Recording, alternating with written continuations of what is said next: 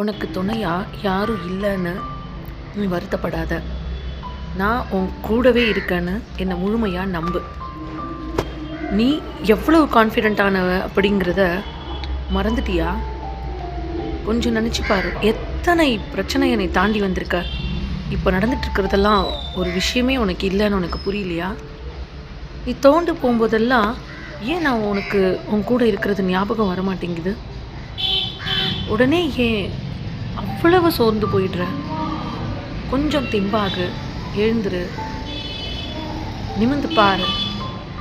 பறந்து விரிந்து இந்த உலகத்தில் நீ எனக்கு எவ்வளவு முக்கியம் அப்படின்னு நான் உனக்காக இருக்கிறது உனக்கு தெரியும்.